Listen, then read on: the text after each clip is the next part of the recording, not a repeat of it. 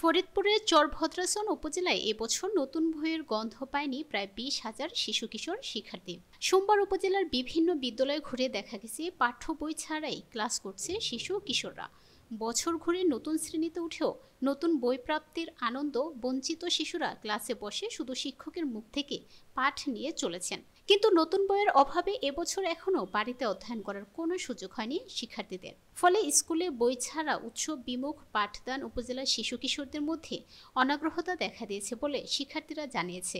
সংশ্লিষ্ট সূত্র জানায়, উপজেলায় রয়েছে 14টি মাধ্যমিক বিদ্যালয়, একটি দাখিল মাদ্রাসা ও 54টি প্রাথমিক বিদ্যালয়। এছাড়াও উপজেলার আরও 10টি কেজি স্কুলের শিক্ষার্থীরা মিলে প্রায় 20,000 শিশু কিশোর শিক্ষার্থী এখনও হাতে পায়নি নতুন বই।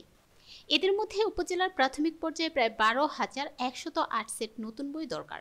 মাধ্যমিক পর্যায়ে প্রায় 6,910 সেট বই এবং মাদ্রাসা পর্যায়ে আরও প্রায় 500 সেট বই সহ মোট 20,000 সেট নতুন বইয়ের অভাবে জিমিয়ে পড়েছে উপজেলার মাধ্যমিক ও প্রাথমিক শিক্ষা ব্যবস্থা। সোমবার দুপুর 12টায় উপজেলার প্রাথমিক শিক্ষা অফিসে গিয়ে দেখা যায়, শিক্ষা অফিসার স্কুল ভিজিটে গেছেন। তবে সহকারী শিক্ষক অফিসার জামাল হোসেন জানান, এবছর এখনও উপজেলায় কোনো নতুন বই আসেনি। গতকাল আমরা প্রেসে কথা বলেছি, আগামী বৃহস্পতিবার পর্যন্ত কিছু বই আসতে পারে।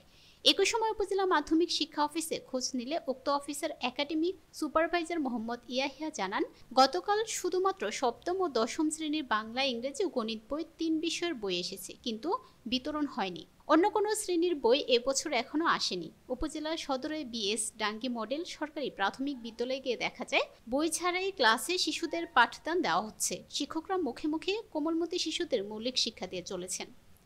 উক্ত বিদ্যালয়ের প্রধান শিক্ষিকা শিরিন সুলতানা জানান, এবছর এখনও আমরা কোনো বই পাইনি, তবুও রীতিমতো আমরা ক্লাস চালিয়ে যাচ্ছি।